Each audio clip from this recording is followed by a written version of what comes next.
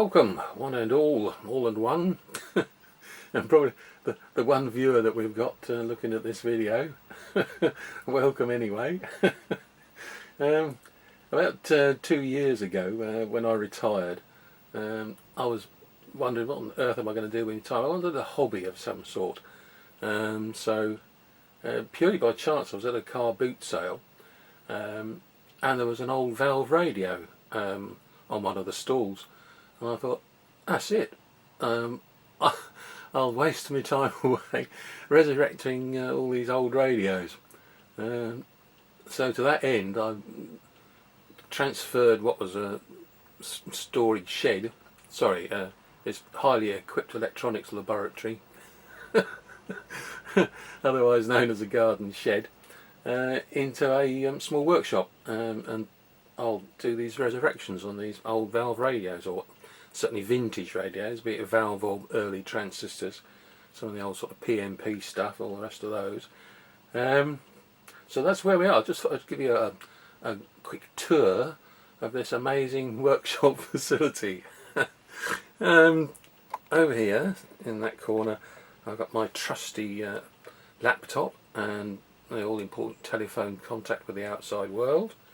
On the bench, I don't know if you can see all of that, there's a capacitance meter, temperature probe, various chargers and bits and bobs, everything you need of course for doing one of these. A monitor screen over the back there. That's the latest project that we've got going on. It's an EKCO made in Southend. I've got a couple of these actually. This is not the first one I've done. I've got a 1947 radiogram, which will be the subject of another video. That was the love of my life, that one was. That was an amazing project. This one's a VHF only, which is a bit unusual. There's no other bands on it, no medium, no short, just straight VHF. So it's a fairly simplistic bit of kit. Again, I don't know if you can see, but I've already made a start getting rid of the dreaded smoothing capacitors. Again, I don't know if you can see that. That's the smoothing capacitor that came out, well and truly dried out. It was sort of in limits of its value, 40 microfarad. It was a 40-40 and a 32, I think it was. But either way, it was showing leakage anyway.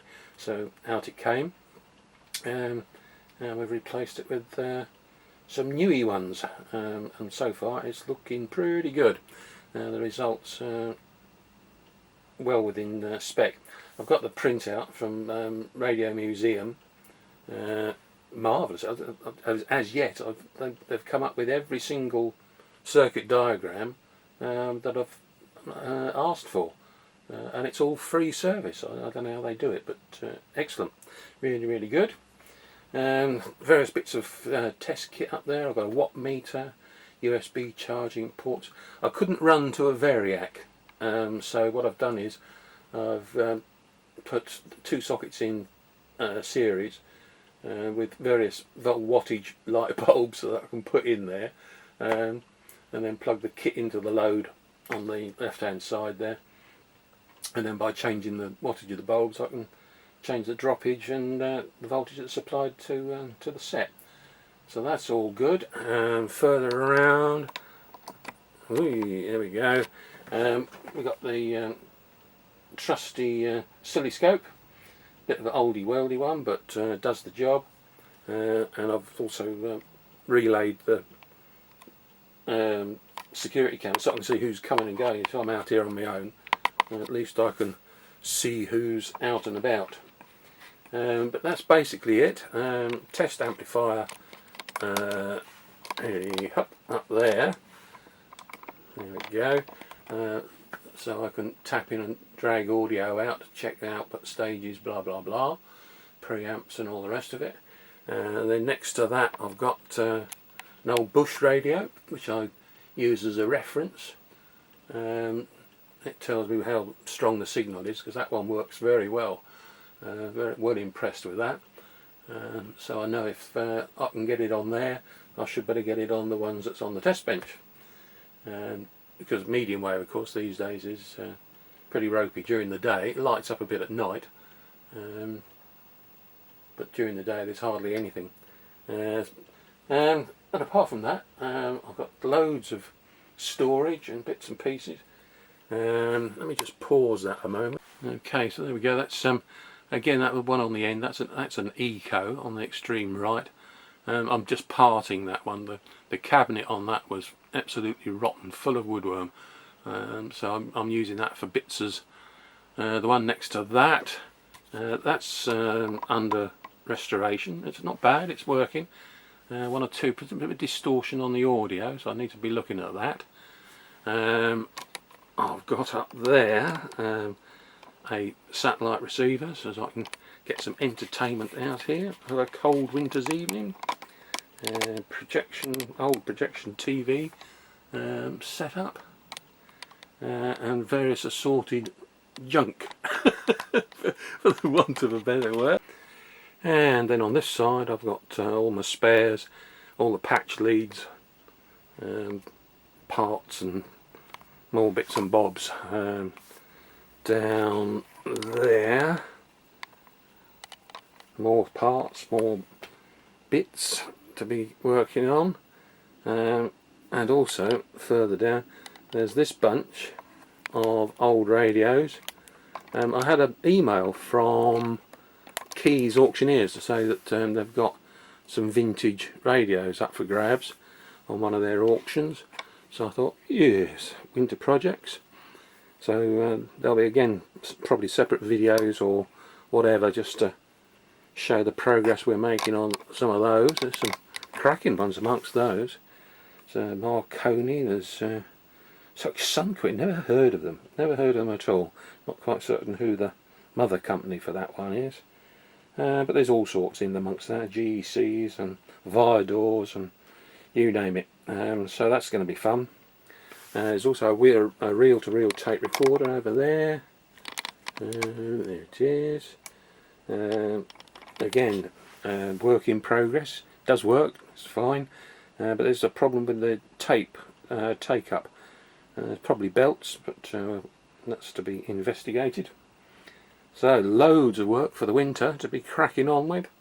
That'll be fun and games. So there we are. That's just a quick roundup of our amazing electronics laboratory. We got various warning signs around the place. There's one up there. I think that's more for me rather than the equipment I'm working on. Snacks at the bar, that's always handy to have, of course. You've got to have something to nosh while you're working away. A load of bunch of test leads, patch leads, blah blah blah.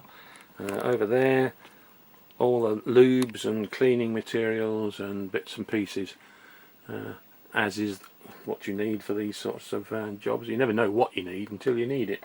It's that sort of a hobby. So there we are, that's what we're up to. Oops, throwing the camera around all over the place.